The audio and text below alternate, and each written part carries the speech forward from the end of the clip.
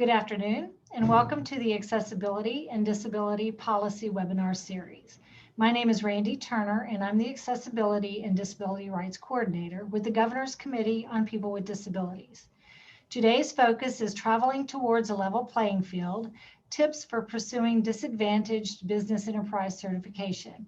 And I'm going to turn it over to Kelly Spillane with the Governor's Economic Development Division. Thank you, Kelly. Great, and thank you, Randy. And thank you everybody for joining us in our audience and then also our panelists. And so as Randy said, I am the small business advocate at the Office of Governor Greg Abbott. In our office, we take a particular interest in disadvantaged businesses, and it's part of our remit to focus on how to help disadvantaged businesses to get ahead. So I'm honored and delighted to be here today to facilitate this event. We have an expert panel. We're delighted to have them. We have two very large public procurement agencies. They are transportation companies. We have VIA Metropolitan Transport from San Antonio, and we also have the Texas Department of Transport, TxDOT, as we all fondly know it. And we also have an expert in the certification process, Alyssa Martinez. And so I think we have a great team of people to give information to our audience who hopefully are disadvantaged businesses who are looking to learn more about this process and how to potentially compete for public procurement transportation related contracts in this case. So thank you to everybody. I'm going to move along and more formally introduce you to our three panelists, like I just said their names, I suppose, but you can see them there on the screen. We're going to start out with Alyssa Martinez. She's the president of Ingenuity Consulting and Contracting. Alyssa also was a certification person in one of those agencies previously and now has her own business training small businesses to do this successfully for themselves. The second person we're going to talk to is Michael Bryant. He's the director of the Civil Rights Division at the Texas Department of Transportation. And then we'll talk to Maurice Bridges. He's the director of Business and Supplier Diversity in VIA Metropolitan Transit. So thank you to our three panelists. And we are going to move along now, and I'm going to kick off by talking to Alyssa. And we have a couple of questions for Alyssa. And I'm going to ask her the questions and she's going to answer them. But we're going to have plenty of other opportunities today to talk to Alyssa and to directly ask her questions, which you, the audience, can ask. And as Randy said, you can click on that chat and type in your questions, and hopefully I'll be able to get to them all in the second half of this webinar. So thank you for joining us, Alyssa. You're very welcome. Thank you, Kelly, for having me. As Kelly mentioned, hello, my name is Alyssa Martinez. I am the president of Ingenuity Consulting and Contracting. We are a certified small business that provides technical support to agencies, prime contractors, and small businesses. I'll be discussing the different types of certifications in Texas, where you need to get certified for local, state, and federal certifications. Some of the certifications in the local area are small business enterprise, minority business enterprise, there's women, veteran business enterprise, and different ethnicity certifications, such as African American, Asian, disabled, Native American and Hispanic, and also emerging small business. So those are in the local aspect, quote unquote, the SWMB certifications. They also have the federal program here in the state of Texas, which is the Disadvantaged Business Enterprise and the Airport Concessionaire Disadvantaged Enterprise. We also have the state certification, which is the Historically Underutilized Business, also known as the HUB. So depending on the local certifications and which ones you apply, to be considered for any of these certifications, a firm must be independent and for-profit owned by the majority in the US citizens or legal permanent residents. In regards to the DBE, the business must be a for-profit small business where the 51% majority ownership is socially and economically disadvantaged, and who also control and manage the daily business operations of the firm. Okay, Gosh, that's really great information. That looks like a lot of different potential certifications. And so, with your experience, and I know you have lots of experience here, what certification do you recommend a firm apply for first? So based on the business plan of the firm, it really depends on the opportunities and the contracts the firm is going after. But each agency has a different process regarding, separate applications. But you can, if you want to start a local area, you can. But also the DBE is, depending on the agency again and what opportunities you're going after, definitely can apply for both or all three. But also the state certification is reciprocated amongst some of the local certification agencies, in which you can potentially have to do nothing besides meet the requirement, and they will automatically stream that for you, so you can obtain the hub certification without having to do another application. So it really just depends on the business plan overall and what the firm is targeting. Okay, that's great advice. And so, also, so seeing that there are so many, how many certifications would you recommend a firm consider applying for? So as many as a firm can, the 51% majority ownership, whether that's one or two or three, four individuals, how many ever they consist of, they can apply for as many as they'd like. There is no limit. So it really, again, just depends on what the majority 51% ownership can qualify for as a whole. Okay, excellent. And so, with that in mind, then to maintain those certifications, how often do they need to be renewed? So each certification agency has a different time frame regarding the local, federal, the local, I should say, because the the local certifications, some agencies require a 2-year renewal, some require a 3-year renewal. Regarding, or specifically for the DBE and ACDBE certifications, that certification needs to be updated annually through an affidavit. And that one, regardless of the agency, that's going to be consistent across the board throughout the state of Texas. So Okay. here are the jurisdictions of the Mhm. agencies where you can apply for. So this is the jurisdictions for the Texas Certified Unified Program. There is the city of Austin, the city of Houston, Corpus, the North Central is in Dallas, also the South Central located here in San Antonio, and then also TxDOT. So depending on where the firm is headquartered in, that's where you'll need to submit your application to that agency. Okay, that's great advice. I'm going to leave this slide stay for the moment. And I'll also mention I see audience members raising their hand. If you could put your question in the chat, then we'll be able to address that through the chat mechanism. Okay, so thank you. And so thank you, Elisa. I think that we're going to come back to you at the end of this panel discussion. So see you shortly. I'm going to move along now, and I'm going to invite Michael Bryant to come forward, and we're going to ask Michael a couple of questions. Michael, like I said, is the director in the Civil Rights Division of TxDOT. Michael has lots of experience in dealing with disadvantaged businesses, getting certified and hopefully becoming successful in winning contracts or subcontracts. So Michael, you're very welcome. Good afternoon, and thank you for having me here today. The Texas Department of Transportation is primarily known for the state highway system, building roads, maintaining those roads. We are also involved with all of the general aviation airports across the state. We also work with transit agencies across the state. So we do a little bit of everything. As Alyssa mentioned, we are primarily focused on the Disadvantaged Enterprise Program as it relates to federal funding.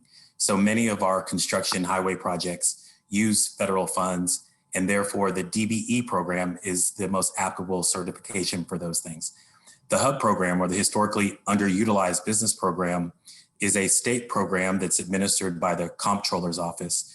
But as Alyssa mentioned, TxDOT, when we certify because of an agreement with the Comptroller, we're able to get you certified as a DBE as well as a HUB should your business qualify. We do work as the map shows on the screen. We go from Brownsville to Amarillo, El Paso to Texarkana. But even in those areas where other certifying partners are the primary certifiers, if you are solely looking to do work on TxDOT projects, you can request with that certifying agency that TxDOT take over your certification. And we will work with those certifying partners to help speed up the process. And usually that occurs when a business is in the process of or seeking to get certified and has the potential of some opportunities for which that certification will be critical to getting that contract. At TxDOT, we believe in the principle that big opportunities start small. Small businesses of all types are important to us. We are happy this year that our spending with hubs with the state program approached $970 million for the fiscal year. And with our federal program, the DBE program, we exceeded our statewide goal of 14.4% and hit a goal of 18.1%. And we saw spending over $1 billion with DBEs during the fiscal year. The opportunities that we have, I think there will be a link shared later.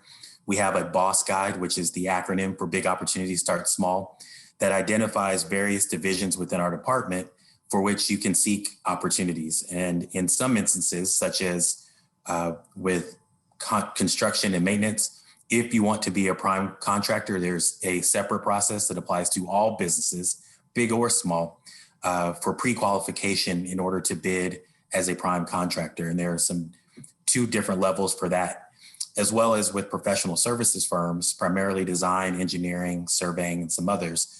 There's an administrative qualification for those contracts as well.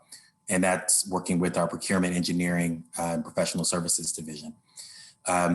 Again, the opportunities are vast. Most of our money comes from the Federal Highway Administration, but our aviation division receives funds from the Federal Aviation Administration.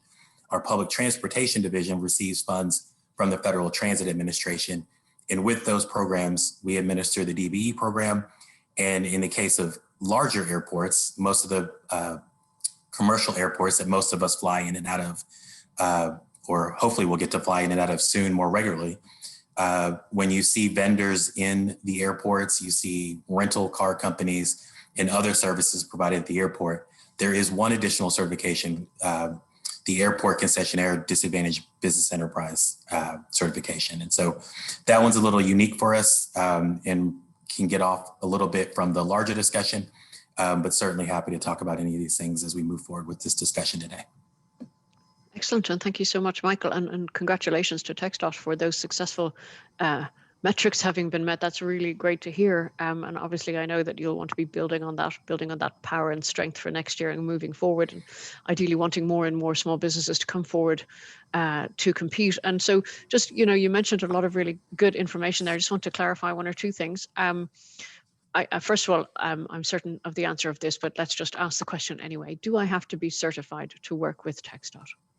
No, and that's unfortunately a misconception that people believe that the only way they can get work is if they have a DBE or hub certification. Those are meant as tools. They are legislative in nature, both on the federal and state levels, to help address past discrimination and eliminating barriers in opportunities for small minority-owned businesses and women-owned businesses as well. But there is no need to be certified. If you're good at what you do, which even if you have a certification, we want you to be as good as you can be at what you do. And if you have those skills, then the opportunities are there for you with or without the certification. Okay, that's a really important piece of information. So thank you for that. And then again, I know that I'm just really reiterating by asking this question because you've covered it, but does it really matter which certification I have? I think it's a good question to ask. Some of it depends on your field, really. And so for TxDOT, if you told me that you were a construction firm and you were looking to do work with TxDOT, I would absolutely tell you to get the DBE certification. However, the hub program is legislatively, directed to not apply to TxDOT's construction projects in the transportation code. So I have typically told people that you don't need the hub certification if you do hardcore construction. But depending on where you are and other things that you may do, and again, because in our situation, we can automatically get you certified if we certify you as a DBE with the hub program, I would absolutely tell you to get both. And because it helps us in order to track the numbers so that we can advocate for the program and identify the successes, not just at TxDOT, but at all state agencies to show what the benefits are of these programs and how it helps the economy of Texas, not just individual businesses, but it really trickles down into local communities as well as to the employees of all these companies. Okay, that's fantastic. And I know, Michael, you have provided us with some links, and I'm going to publish them in the chat when we get to the second half of this event and we have our live Q&A. And so you mentioned the BOSS guide. I will be publishing that in the chat shortly if anybody wants to cut and paste it from the chat. And we'll get to that once I stop sharing my slides and we do the live Q&A. And so moving along, I would like to welcome Maurice Bridges. Thank you for joining us, Maurice. Thank you. Maurice is the director at VIA Metropolitan Transit, and have a few questions for you, Maurice, although would you like to take a moment to say a few words? Well, no, we can go right into the slides. I think I have a couple of slides. One of the things that is uniquely different about this particular approach. So Mr. Bryant mentioned the federal DBE goals. So on the left side will be our federal program, on the right side. So as it relates to, we establish contract specific goals on each project. So Michael talked a lot about the federal program. This is coming, these are dollars coming from the state transportation agencies, USDOT assisted. The thing about our program that is very unique is we assign goals on every project. So for an example, on the DBE side, Michael covered that. Let's talk about what's different about the SBE.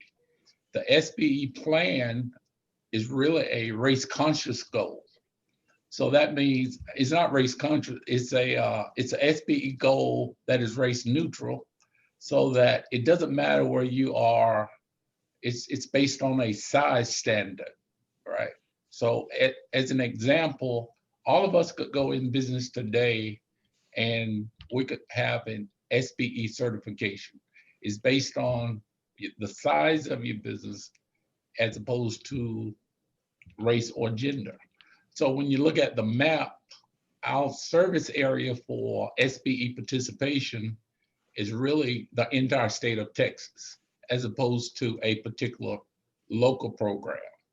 So that's a point of difference. So when you look at the certification and the funding, and you've also asked what type of program, what type of certification would you apply for? So if it's federal funds, it has to come out of the DBE portion of the budget. So we have two different programs, and just for clarification. So if and that's a point of difference. When Elisa talked about all the various local certifications, this is very unique for our SBE plan. So just keep that in mind. Okay, excellent. And so in relation to VIA, does VIA offer technical assistance for firms interested in becoming certified?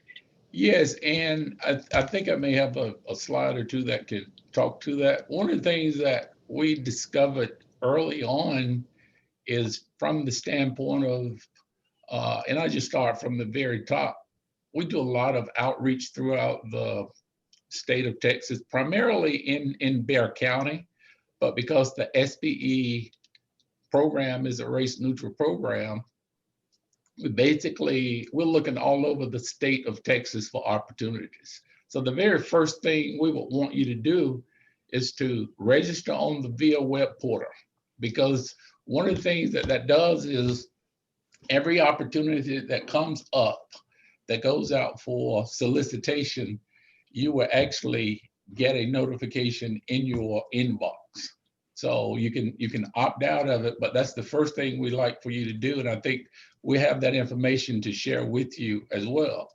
The second thing that we do, what we're finding is a lot of those businesses out there, they're at various stages. So we actually, once we get you registered on our web portal, then we spend about an hour with the firms to determine what their readiness, and what that consists of is we want to talk about how long you've been in business. We want to know a little bit about who you are, what you've done. So some of the questions we may ask is, how long have you been in business? What are your scope of, what are your areas of expertise? We want to know that, because we're really, the whole time we're trying to match you with opportunities. So once we go through that assessment and we end up doing a SWOT analysis where we're talking about your strengths, weaknesses, opportunities, and threats, and we go a step further, and what we're determining is what type of training could we provide to help you increase your chances of winning an award. So once we go through the assessment, what that allows us to do is, I'll just use it like, it's either going to put you in a level 1, that could be a sole proprietor or a company that just started, maybe been in business for less than 12 months. That's level 1. The next stage will be a level 2. Maybe I've been in business for more than a year.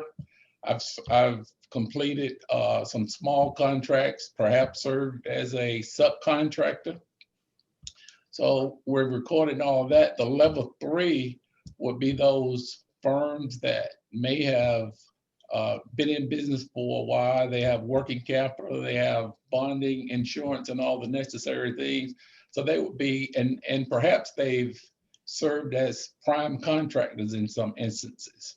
So what we're actually doing is really being very objective, so that we're not using subjectivity to determine whether you can compete.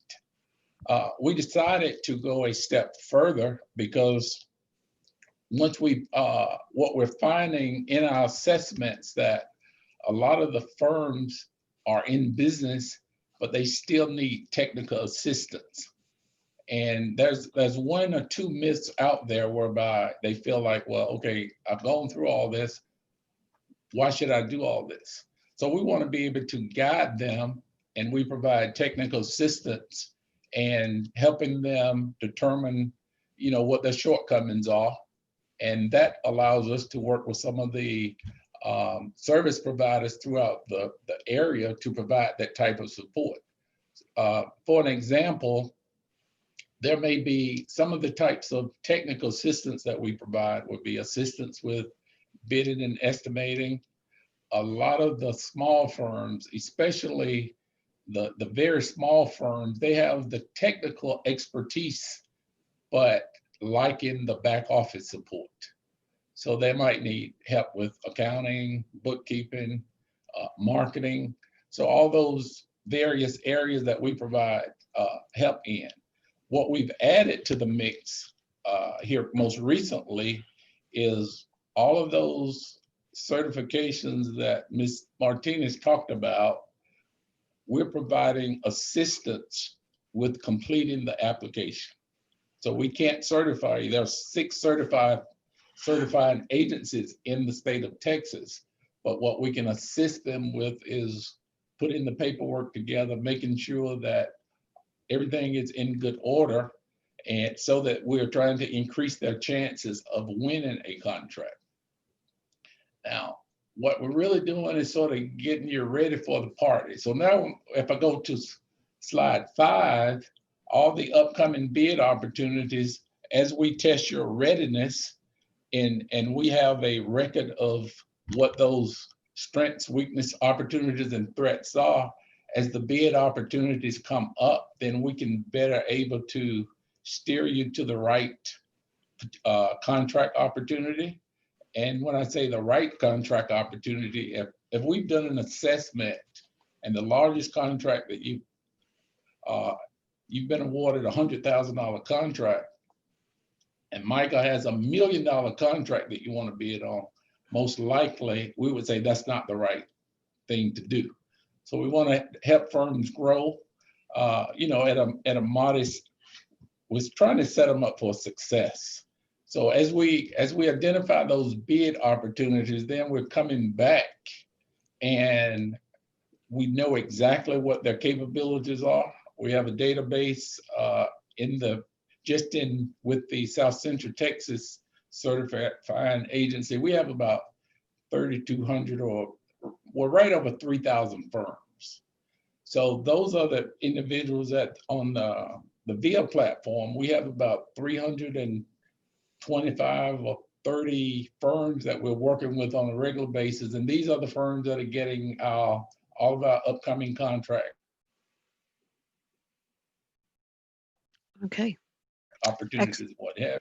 The next thing that we're doing now is, as we test your readiness, we've gotten you together, and now what we want to do is we're looking for opportunities that are in your, I would say, that builds capacity. So we're looking at all the informal contracts that we may have, where perhaps maybe we have to bid it out to 3 informally. It's not a solicitation. We're also looking for prime contracts that we can tie you in with and do some matchmaking. So that sort of gives you some idea of what we're trying to do with the firms to get them ready. And we believe that with the training, management, development, and the technical assistance that we're providing, they're in a better position to become prime contractors, and they're in a much better position to enter into a subcontract opportunity with a prime contractor. When we talk about capacity building, we're doing it from the grassroots level. So by the time they get up to a TxDOT or at one of the airport authorities, then we feel like they have a much better chance of succeeding. And that's sort of, that's our little made up contract opportunity model to take you from beginning to end to actually being awarded a contract. And just to reemphasize something that Mr. Bryant said, you don't have to be certified. You're free to bid on all the solicitations that VIA puts out. And the best way to do that would be to sign up on our web portal so that you can be notified of everything that comes up. Okay. Excellent. Sorry, I didn't mean to talk across you there. No, you're good. Excellent. I just wanted to say how comprehensive that slide is and all the different steps that you're prepared to work with businesses on. I think it's excellent. And I think it's really important that any businesses that are interested reach out and connect and try to take advantage of the support that you offer. I have a couple of small questions before we move along, if you don't mind. And so the first of the small questions would be, if a company is successful and say they become a subcontractor, how long does it take them to receive a payment from a prime contractor? VIA has a prompt payment policy of 10 days. So once the check actually is written to the prime contractor, then the clock starts. And from a contract compliance standpoint, that falls in our area of responsibility, we're ensuring that those subcontractors are paid within that 10-day period. Now, it doesn't happen all the time, but the purpose of that is to ensure that those smaller contractors actually need the cash flow. So we have a very strong contract compliance team, and occasionally we have a system in place that allows us to notify the prime. We get notified, and then that subcontractor can go in and record that payment.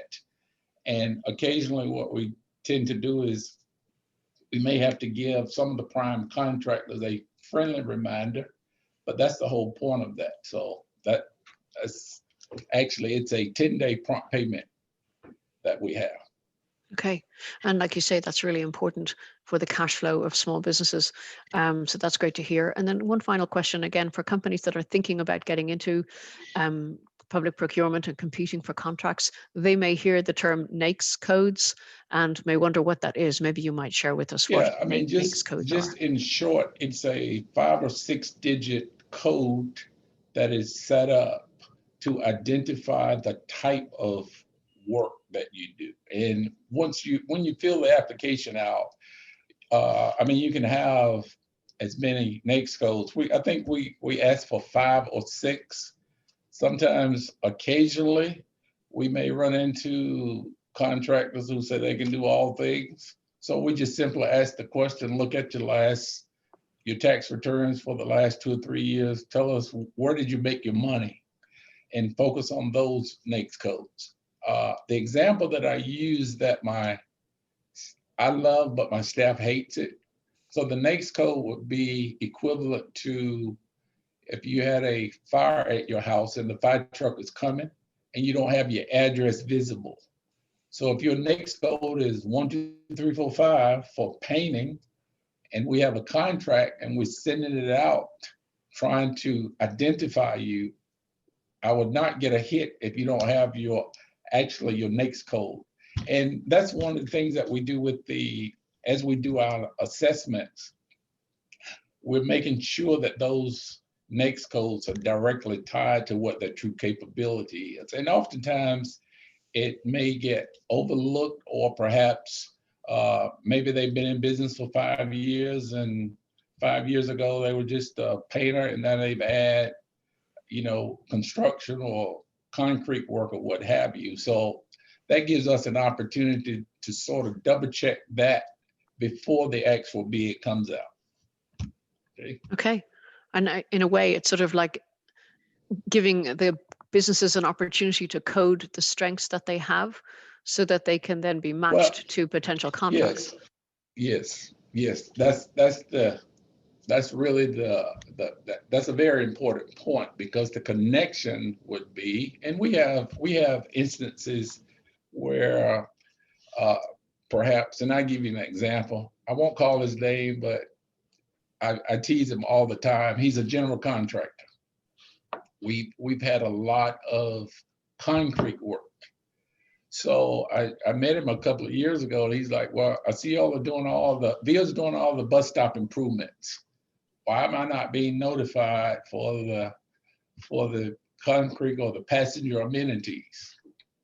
So I said, "Well, okay, let's come to my office and we'll sit down and see if we can figure it out." So in that assessment that we conducted, we found that he is a general contractor, but concrete is a different NAICS code. So he made the assumption that because I'm a general contractor, that would cover everything. So that's how we clear it up sometimes, is because once we identified the NAICS code and aligned it with what his true capabilities are, it was probably six months later, he was awarded a prime contract to renovate a project that we had. So it was just a matter of having that discussion and providing that feedback to him. Okay, and that's a great example. It shows how interactive VIA is with potential partners, and the importance of getting those codes right so that you can compete and win more contracts that are relevant to your business. So thank you for that. And so I'm going to move on and come back to Alyssa, in case, Alyssa, you've heard some things that you want to elaborate on or add something to before we go to the live Q&A. So Alyssa, anything you'd like to share? Yes. So just key points about the whole certification. So, having gone through the process myself, since we are a certified small woman-owned minority business, we understand that it can be maybe overwhelming, tedious, but identifying who you would like to do business with and what are they requiring you to have as a firm regarding the certifications is really a good start. And it has a good sense of direction of what you would need initially, and then kind of go from there. Okay, well, super. And it's great. So listen, I have the live questions open now, and we are going to work our way through them. I see we have a good number of questions. So I'm going to kick off and I'm going to ask this first question out loud. And as I'm speaking it, I'll figure out who I'm going to field it to. But if anybody wants to come in, please feel free. So the first question is, where do I apply for Veterans Business Enterprise, please? And AABE. And so why don't we ask Elisa since she's here?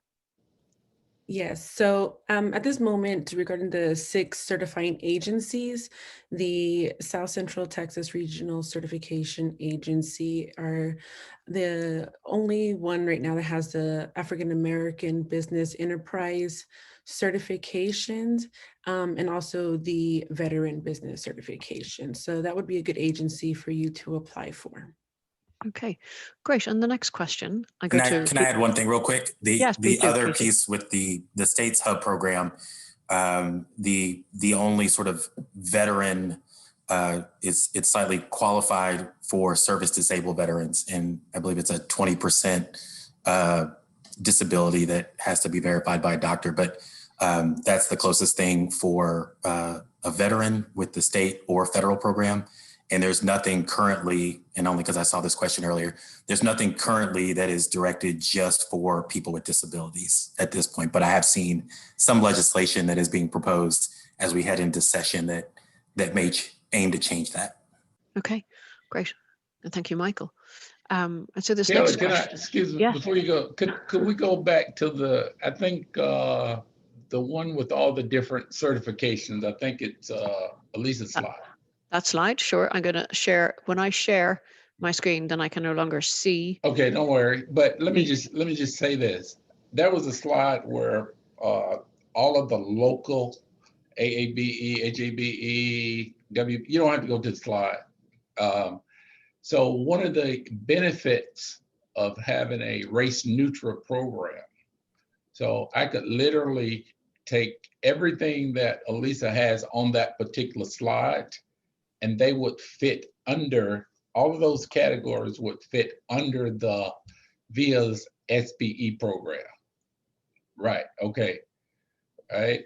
So everything over on the left side, because it's race neutral, every category on that slide would be considered or eligible to get a small business enterprise certification. So that's just a point of difference. So SBE, that's the advantage of having a race neutral program. So I just wanted to make that point. Okay, great. I'm going to leave that slide up. I figured out how to share and look at the chat at the same time. So I'll leave it there. And You're very good. I looked at about 10 of your videos over the weekend, everything you've done since May of this year. Well, thank you, sir. Thank you very much. Ellie, make sure you check the Q&A, not just the chat. Yeah, no, actually, okay, you're right. sure I'm looking at the Q&A. You're right. Sorry, that's what I'm focused on. If anyone wants to ask a question, put it in the Q&A, not the chat. And so thank you for those answers. I'm going to leave that slide up because there is so much great information on it. And I'm going to actually ask a question that I'm going to field to Maurice. How do we apply for technical assistance, which is one of the important things we're talking about today, is technical assistance. How would you recommend? This is the way you apply. What we're doing, we look at technical assistance on a case-by-case basis. We really have, I've reached out to Michael Bryant. There's a big need for technical assistance. So one of the things that we found, we look at it on a case-by-case basis, right? Because we don't have a huge budget, but we wanted to get a real sense of what the needs are. And for an example, once we sit down with the firm, we start with, forget about how good you are. Tell me what you need help in, right? So after we get past this is who I am, this is what I do. So the technical assistance would be, what we're finding is there's a huge gap, not just at VIA, but just across the universe for technical assistance, because a lot of the firms, they have misconceptions. Okay, if I get certified, it's going to automatically guarantee a contract. That's not the case, right? They also have technical skills, but they don't have the business savvy to say, okay, it's a 100-page contract, okay, because we're dealing with federal money in some cases, right? So we need someone to help them with that. They don't have their when they do bidding and estimating, we try to assist them with, let's do a lessons learned and a look back to see why didn't you get the contract. So for an example, if you are the lowest responsible bidder and your bid was 100,000 and the second company was at 150, in essence, you left $49,000 on the table. So we have to teach them that. And the third thing is, when we look at even just with COVID and the applications that we saw that where people needed the PPP loans, a lot of them just didn't have the infrastructure. They may be writing checks out of their personal business account, so they don't have the necessary infrastructure in place. So what we're trying to do is to help those, and we probably provided technical assistance to 20 or 30 firms, and there's a greater need out there, and it has to do with, we're just trying to identify some additional funding sources, and that's the other thing that we've gone into is, okay, you're in business, so you don't have your tax return. So when it comes for bonding, insurance, things of that nature, they have to have the tax returns done by CPA, as opposed to my daughter just graduated from UTSA and she's doing my books, or my son, right? So those are the types of things that we are actually looking at. And what we try to do is to, you may have taken you may get a contract, but we try to teach our firms to look at the same standards that you will have to bid at the prime level. And if we can go in and fill in all those things so the other thing that we do at our office is 5 of us. I mean, we reach out to every service provider in the city, in the county, to determine, okay, what do you have? Well, if I have somebody that's need bidding and estimating, then we'll send them over. It may be the Maestro Center, it may be PTAC, it might be some type of webinar that the chambers are sponsoring. But the thing is, there's no one place to go to get exactly what they need. So we tend to take a customized approach. Okay. That's really important to address the needs of those particular businesses, because there seems to be solutions for everybody. It's just a question of finding out where the solution is. And so thank you for that. Now I'm going to ask Michael Bryant this next question, and it's going to be a composite sort of a question. And so Michael, there's a few questions asking about the definition of a disadvantaged business. And then one of the questions is probably asking, how does a disabled business owner fit into this? So if you could speak to the definition of a disadvantaged business, and maybe speak to how disability is wrapped into that. Okay. The basics of the definition of what is a disadvantaged business enterprise, and typically this definition will also apply to the historically underutilized business program as well.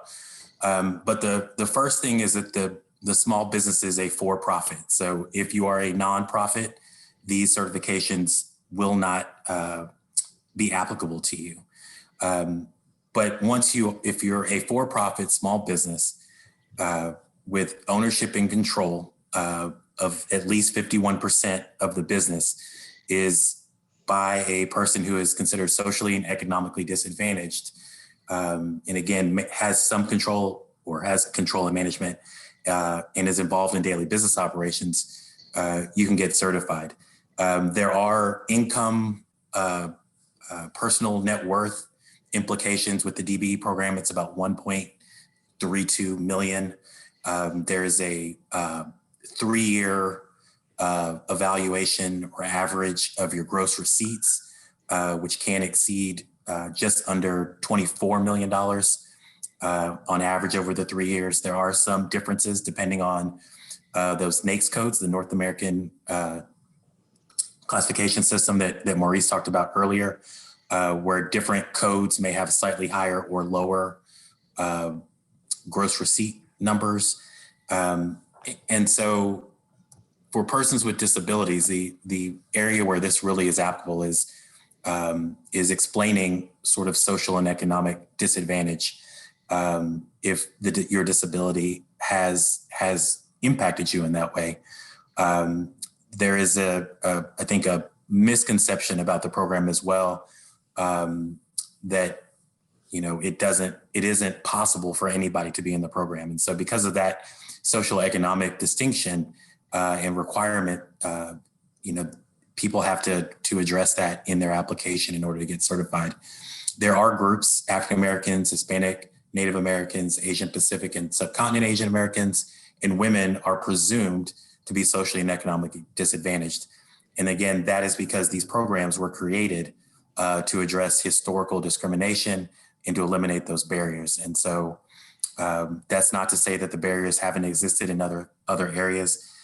They just don't come with the presumption, but anybody can apply for these certifications with an opportunity to be certified. Okay, great. That's great information. Thank you for that. Mikhail, just another important point. Why? So as you look at and we're speaking of SBE, anyone with or without 1.3 million, with or without a disability, with or without any of the above, qualifies to be a certified small business enterprise. So that's a key point there. So what we've actually done is, if you go back to the absolute grassroots level, all of those ones that are on the local slide. So what we're trying to do is to say, okay, if you're in any city throughout Texas, go to your local city, county, municipality, figure out what programs are available, apply for them, but also at least apply for the SBE, because that's going to get you across the state of Texas. If you're an SBE, small business enterprise, for the new people listening, if you are a certified small business enterprise, then talk to us and let's go through the model to see if you are eligible to be the DBE. All right. And just to give you a little bit of feedback, someone called just recently and said, Maurice, should I want to go in business, should I get a DBE or WBE or MBE? I said, well, what do you want to go after? He said, I want to go after federal contracts.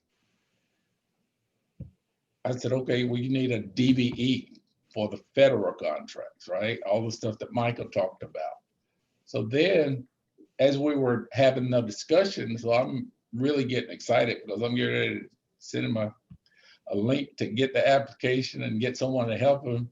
And he said, well, what are the requirements? So when we set that $1.32 million, he's like, okay, forget that because I don't qualify. So that's one of the things that we would give him that advice on the front. So what we ended up with is this person has a very high net worth.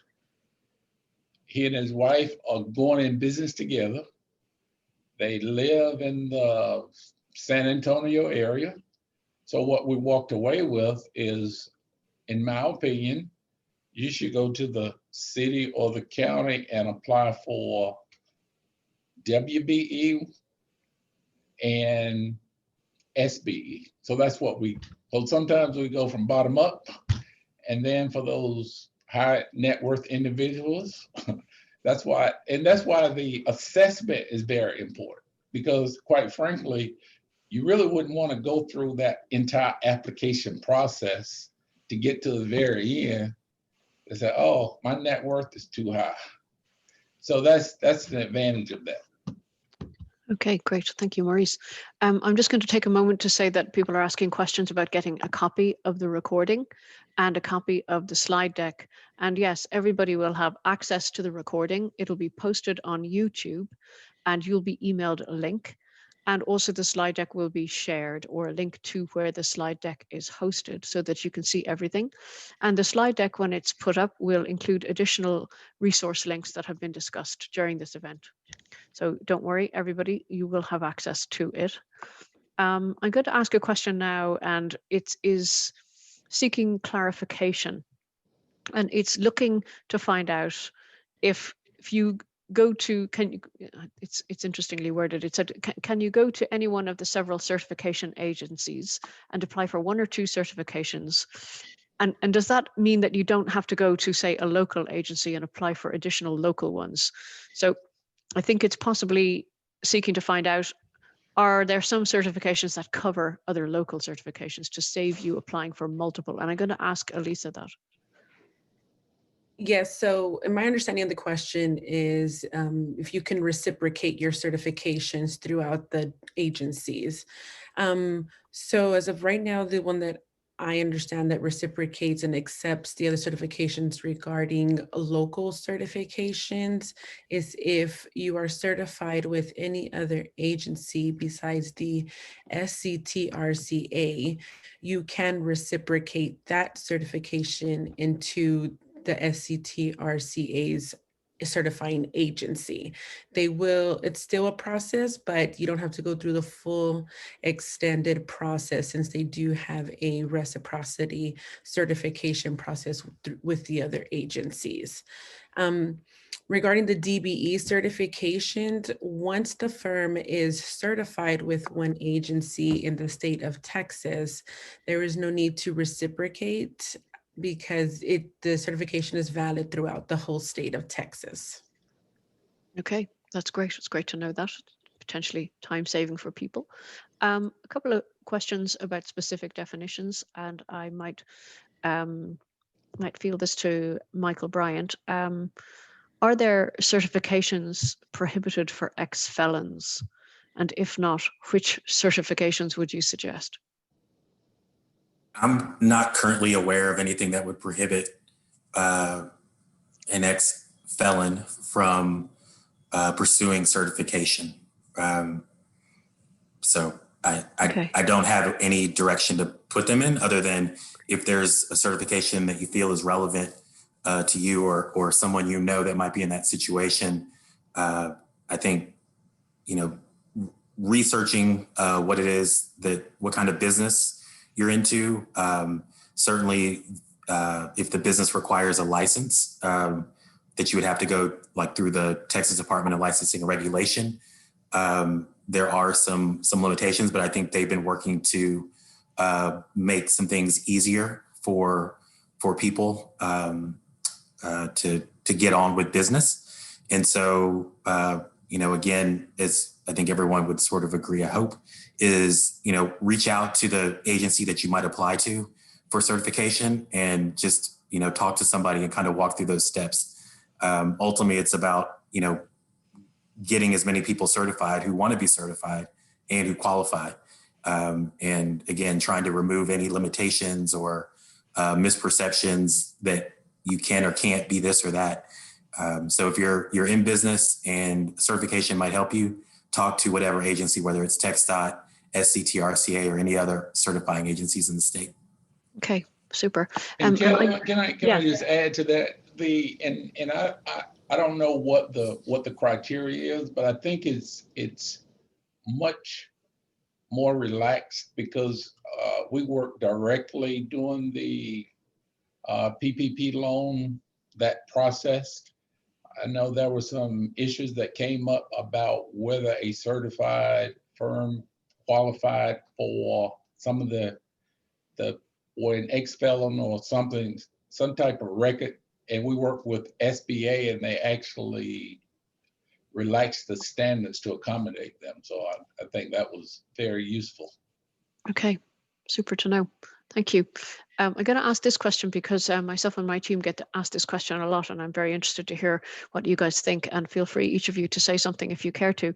I'll read the question, and I think I'm going to just give you a heads up there. It actually mentions TxDOT, so I'm going to field this to Michael, but I would like to hear what the other panelists have to say. The question is, I am a one-person minority firm. Would it be beneficial to apply for a DBA and then be able to work on small jobs for TxDOT as a consultant to other firms? So really, I think a summary of that question is, are there opportunities for one-man bands, very small companies, to be subcontractors or consultants to bigger contractors? And so since it, go ahead, Michael. I'll just say absolutely. I mean, if you are good at what you do, you know, you're going to have services that are going to be beneficial to somebody, and it's a matter of getting you connected to the people that can utilize your services. So whether you're one person, 10 people, 50, you know, it's really just kind of dependent on what you do. And so that's where our boss guide, you know, we hope helps. It's in the process. We'll get it updated again in 2021, but it's really comes down to what you do and what you want to do with your business. And just being connected to the right people to showcase what you can do. Mm-hmm. Great. Elisa, anything to add? Yes, I'll add to that. Since, like I said, I am a certified small business, certified business, I do utilize it as a subcontractor, or, you know, I can go after opportunities as a prime as well. So I definitely encourage firms to go after both options. Okay. And actually, can I ask you, as a contractor and a small business yourself, I presume the importance in success there is your marketing strategy, your reach out to potential prime contractors to let them know what you can do and how you can add value. And would, say, an organization like your own be able to advise small businesses on that kind of marketing strategy? Yes. One thing right off the bat that I do encourage is attending pre-bid meetings. You know, there's a lot of opportunities that, you know, you can find a prime contractor that may need your assistance, and just by attending a pre-bid meeting and just building those relationships within. So definitely, yes. Okay.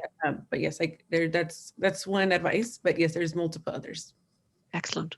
Okay, and so actually on this very subject, another question is asking about information about where the money goes, basically. I'm summarizing this question, but it says, the question says, please direct us to studies, reports, and charts that summarize and access or assess the ratio of bid awards to African-American companies in particular, but I imagine that the same information is available to other disadvantaged business types. Where is a good place to go to have a look at that information? Because that can inform small businesses, you know, the kinds of contracts they should be targeting, the kinds of prime contractors they could talk to. And I'm going to field that to Maurice first, and then maybe Michael. Yeah, so I'll answer both questions. Okay, as it relates to just a one person show, I brag about my team a little. Last year, or maybe 18 months ago, they were out at an outreach session. They met an individual. All he does is power washing, right? So we take him through the process. We take him from step one. We met him. Step two, we got him registered on the portal. Step three, we did the business assessment to determine his readiness. At the same time, we encourage him to get his DBE certification. We're at step 4 now. We reached out to our procurement team to see what opportunities were available for an individual that just started a power washing. We contacted procurement.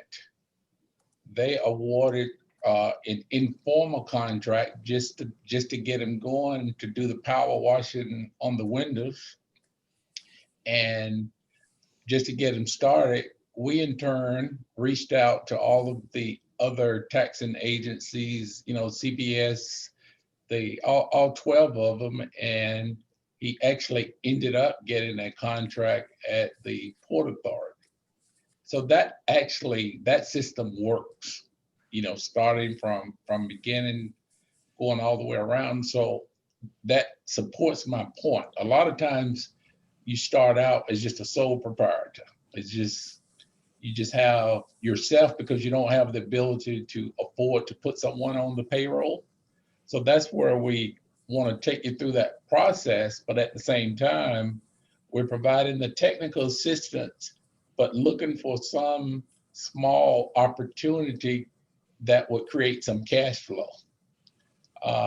As it relates to the spend, the question that is asked about what contracts are awarded, we haven't published it yet, but and I invite anyone to come to VIA, and we'd be happy to sit down with them because we know exactly where our contract awards are. We can tell you exactly how much of that is in the US.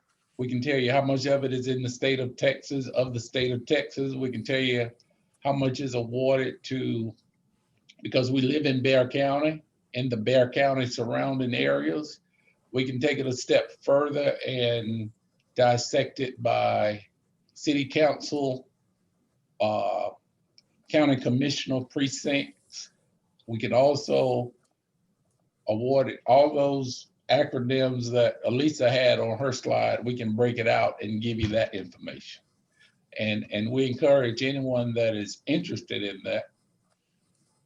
I was about to say 1-800-MAURICE, but you have to use the official address, maurice.bridges@viainfo.net, and we'll be happy to sit down with anyone and kind of go through that.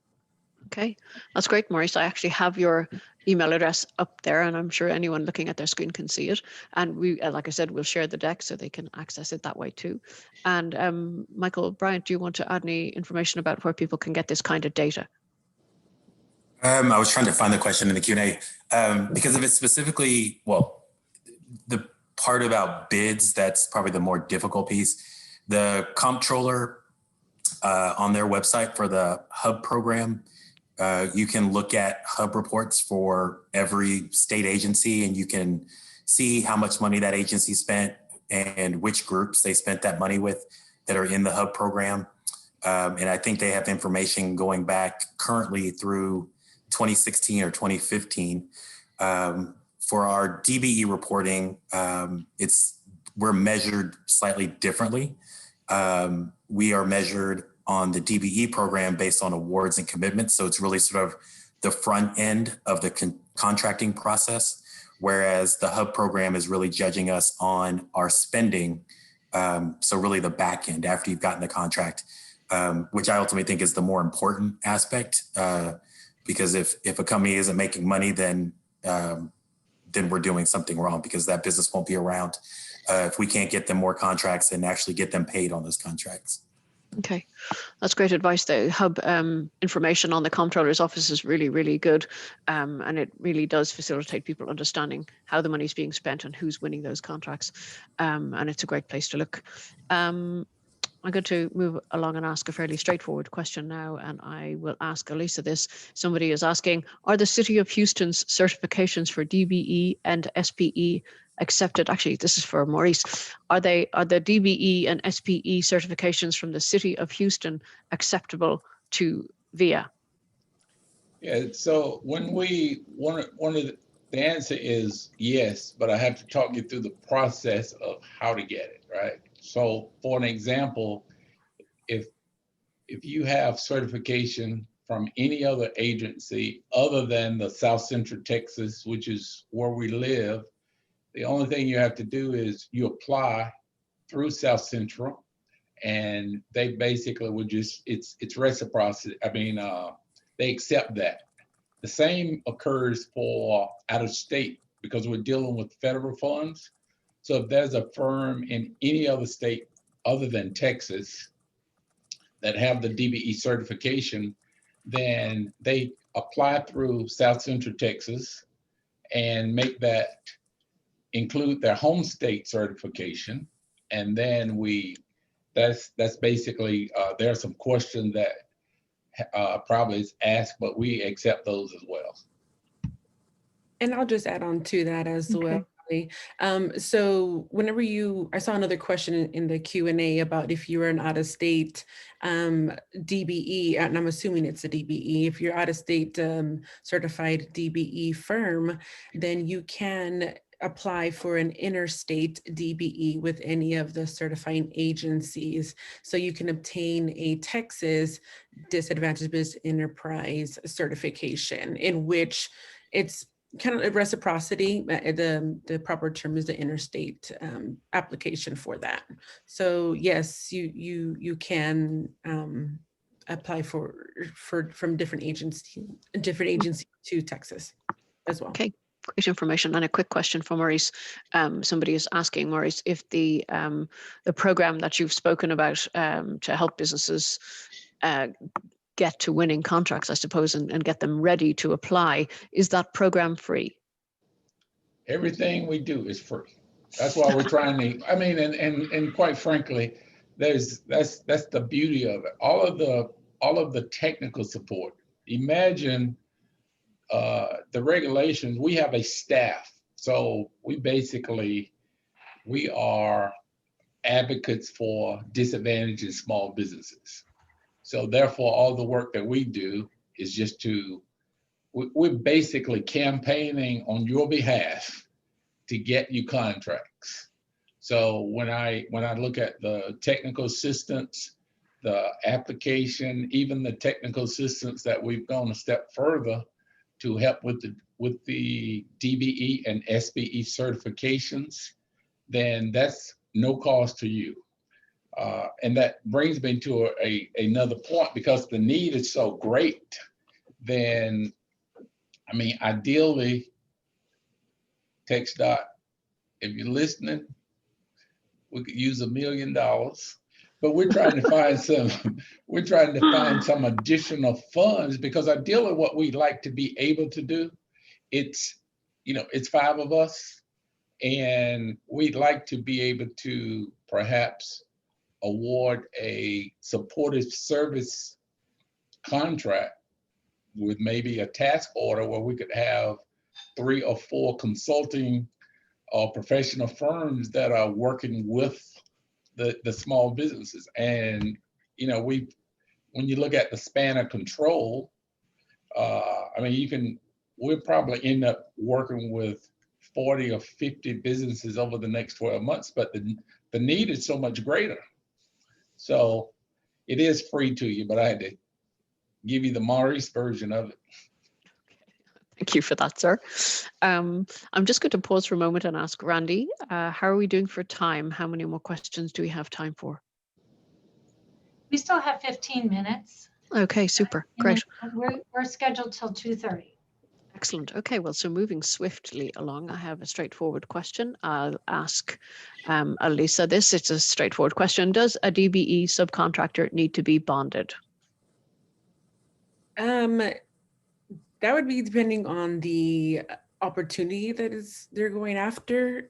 So some of the opportunities require different requirements, even that's insurance, bonding.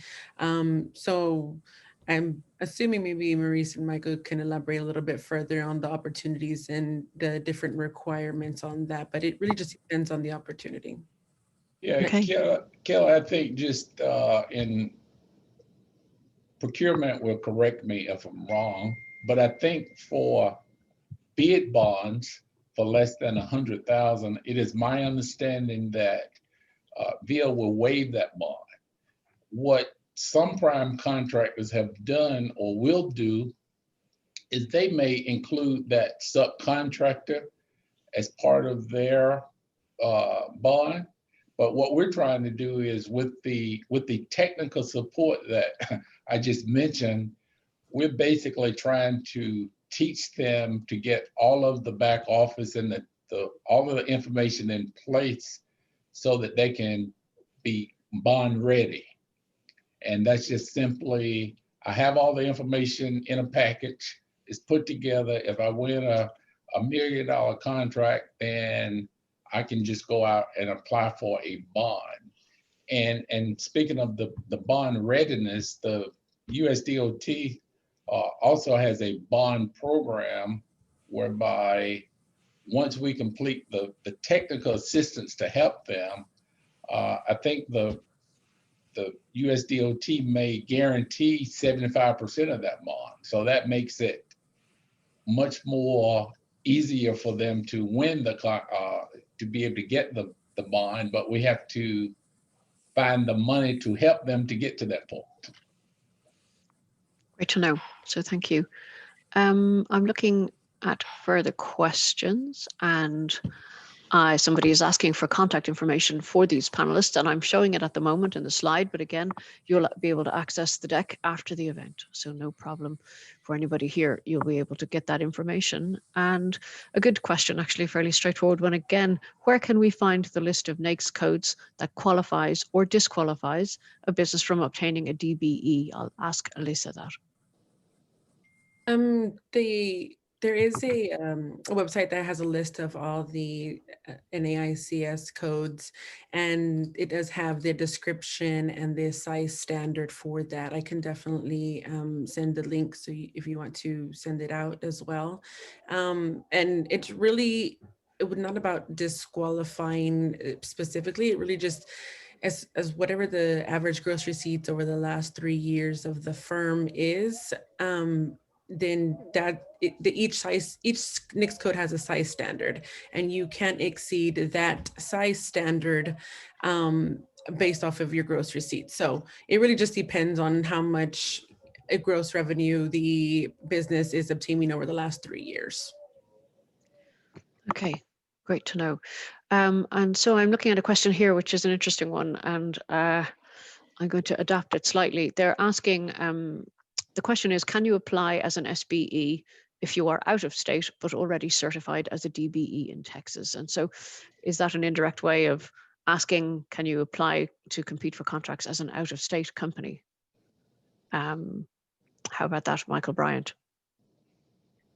Well, for TxDOT, we do have our own SBE program. And so we do give that to any DBE, typically automatically. But our SBE program is a program without goals, so it falls under that race or gender neutral category. But I think, and perhaps Elisa can address this, that there may be some distinctions with some of the local SBE programs in terms of granting that reciprocity for an out-of-state DBE, because there may be some local requirements for that business, but perhaps you can answer. Okay. Yes, Michael, you're absolutely correct. So there are agencies that will accept that and do a reciprocity, and so you can obtain the SBE, especially if you are already a certified disadvantaged business enterprise. So yes. Okay. Excellent. And so I have a question here about veterans certifications, and the questioner is saying they're based in North Texas, and it appears to them that only the South Central Agency offers the qualification, I think, and they're asking, should they go directly to the federal government to get veterans certifications? And so if I could actually ask Elisa, and actually each of the three of you maybe to comment on veterans certifications and where somebody in North Texas might go to get certified as a veteran-owned business. As Michael mentioned earlier, the Texas Comptroller also, when you're applying for the historically underutilized business certification, the hub, they do accept, I want to say it's a disability, but my understanding it might be a veteran as well. But the certifying agency that I know that has a veteran certification is definitely the South Central Texas Regional Certification Agency. Okay. Great, thank you for that. And I see there's a couple of questions around looking ahead, and are there ways to be made aware of what's coming down the tracks in terms of new contracts and so on? And so this current question I'm looking at says, are there current publications that project and discuss future trends for services, inventory supplies, that may become more important for bidding opportunities in agencies? So it's sort of just really looking at the future and pondering whether there's information businesses can be looking at about what's to come.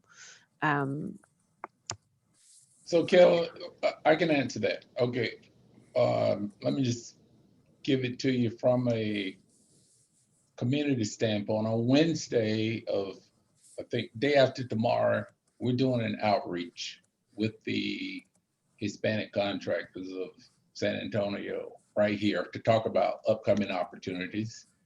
VIA also has something planned whereby I think it probably would be late December, early January, where we're actually going to talk about, we're going to show the world all the projects that we have coming up for the next 12 to 18 months, pretty much, right? The second part of it is because VIA has, we're required to submit a 3-year triennial goal to the Federal Transit Administration every 3 years.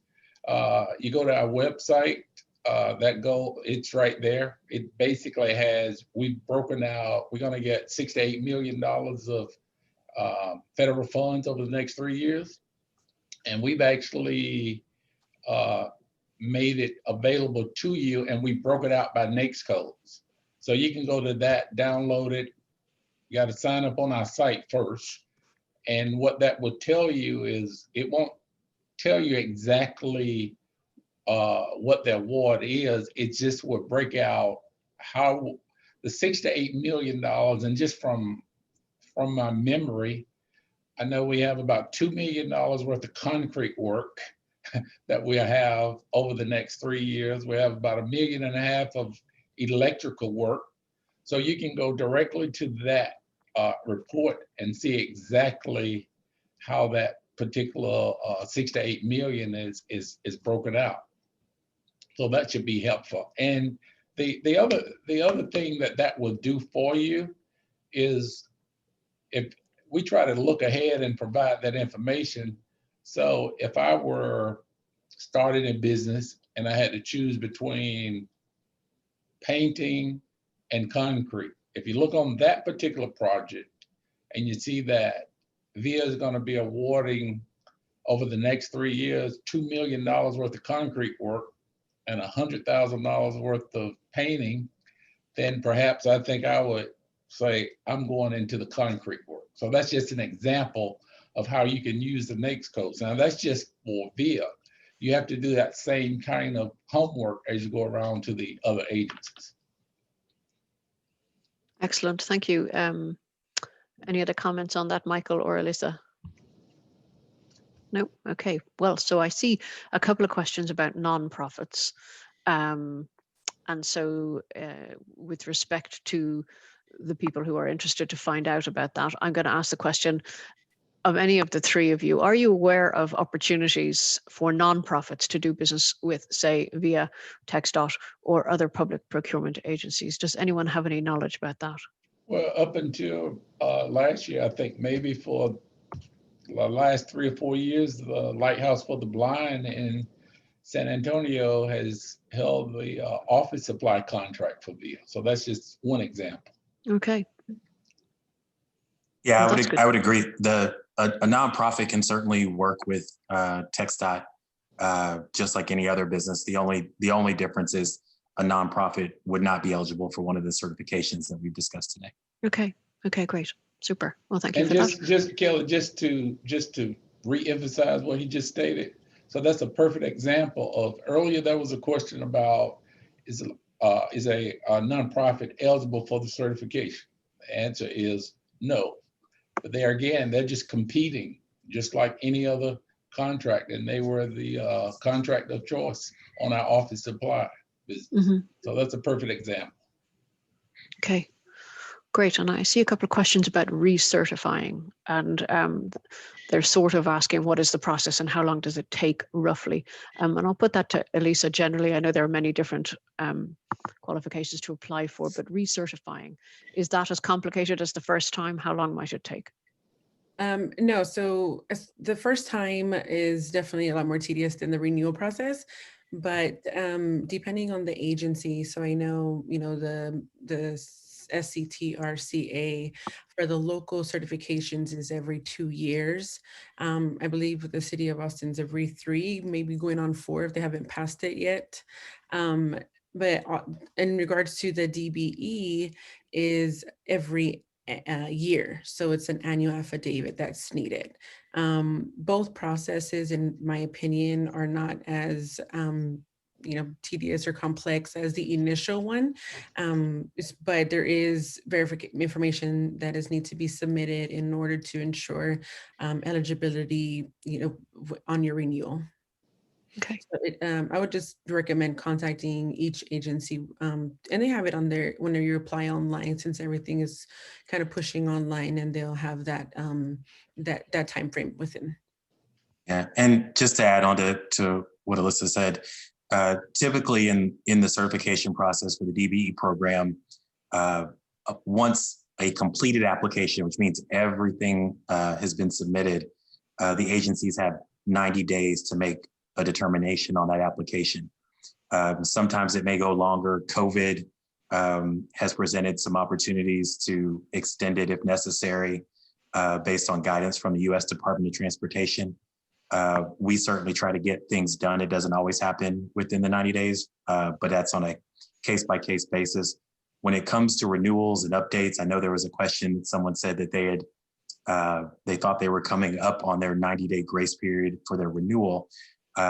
If you're in the process of renewal and TxDOT or another agency hasn't let you know that you've been decertified or anything like that, your certification is still good. So you are, whoever asked that question, if you're still on, you are okay. But if you do have specific questions or need to find out, I would certainly recommend contacting TxDOT, asking to speak to a certification specialist, or if you're in another location, City of Boston, City of Houston, and SCTRCA.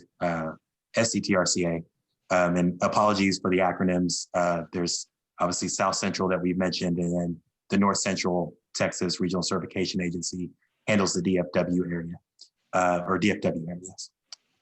But with the timelines, I think there was also a question, and sorry to jump all over this, Kelly, but there was a question, I think, about interstate timelines. And again, we're trying to move those as fast as possible. I think in the past, they may have taken a lot longer, but we are trying to, without complete reciprocity, once we get that application, unless there's information that differs from the original state of certification, we're hoping to get those out in a matter of weeks and not months. So, okay, that's great to know. Can I just make one point? And this is important when we talk about technical assistance. And I'll give you a perfect example. Probably pre-COVID, it was probably back in March or April. And I want to go back to how we do an assessment, right? So we have a company in San Antonio. It's Atlas Body Shop. They have been in business for 50 years. It's certainly the largest body shop I've seen. I think they can store 200 vehicles. When I did the assessment, they've actually basically had city, county contracts, at the local level. So I asked, have you ever considered the DBE? Too much paperwork, hadn't thought about it. What are the benefits? So we actually started working directly with Atlas Body Shop right before COVID. And it's been, it worked perfect, but it's been a long process. But in the end, now what we've done is we've taken a local firm that is based in San Antonio. Now that he has his DBE certification, and quite frankly, I have to give Elisa credit for it, because she actually provided the technical assistance to help him, and she knew exactly what to do, how to do it. But at the end of the day now, and I think we just got it approved last week or a week before, but now that he not only has his DBE certification, the family also has their ACDB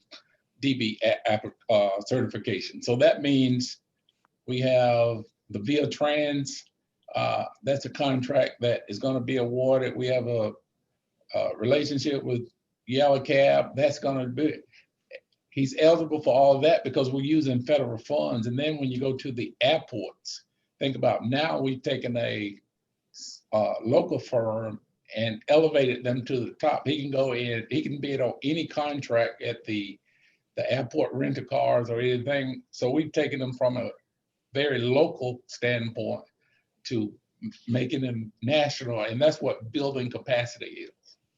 Thank you. Excellent. Yeah, no, thank you, Maurice. It's great to keep on hearing the examples of how you've helped businesses get up to the next step by giving them that advice and sharing that kind of insight to help them with what is a complex process for some people, for sure. I know myself trying to understand it, I find it quite complex. So it's a great opportunity for people to hear these examples and get contact information.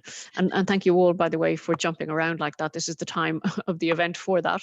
And I'm going to put it to you, open the field a little bit to just say, are there any additional points you want to make, either to previous questions or things that you feel didn't come up that should have? So we have a couple of minutes just to say, make a couple of more points quickly. Well, I think you've done an excellent job. So my question is, can we just switch seats and can I ask you a question? Please do. So you are the small business advocate for the Office of Economic Development. Tell me what type of small business assistance does your office provide? So our main activity is pointing companies in the right direction for the resources for them. And in order to do that, we have to understand the ecosystem and who does what and where the resources are and how you get them. And so really our primary activity is signposting and advising on where to go. We don't have funding for anybody, but we know who does, and we also know where the programs are. And frankly, in our experience, the more important programs offer knowledge and connections, so that you can get to those opportunities and grow your revenue. So fundamentally, we do that. We do a lot of signposting and advising. And then in a normal year, we would run events. In 2020, we haven't been able to have in-person events, so we have been agile and we have morphed into a webinar offering organization. We've done 15 small business webinars over the course of the year to respond to what the immediate need was that week, literally. And it all started in April to respond to the CARES Act and sort of evolved as we went through this crisis together to try to provide information and access to experts to answer the questions that were most on people's minds. So sort of a dual role, if you like, advising and pointing in the right direction, and then giving access and having, if you like, information sharing events. Yeah, and the last point I want to make is just on behalf of President Mr. Jeffrey Arndt and the Board of Trustees. We want everyone to know that we're doing extra cleaning, we're sanitizing the buses more often, more frequently, and all the agencies across America are doing that. And we want to make it as safe as we possibly can in the environment that we're in. And the only thing that I would leave the audience with is www. Watch your distance, wear your mask, and wash your hands. Thank you. And that is a great way to conclude this event. I think we're right on the money. It's 2:30 exactly. I'm sharing information on the slides there, just contact information, just to reiterate again, everybody's going to have access to this after the event. And let me hand this back to Randy Turner. Thank you, panelists, and thank you, everybody. I'm honored to be here to do this job. Thank you so much, Kelly, Maurice, Michael, Alyssa. Thank you, interpreters, and our captioning providers as well. Have a great afternoon, and I hope we see you at the next session. Bye-bye. Thank you.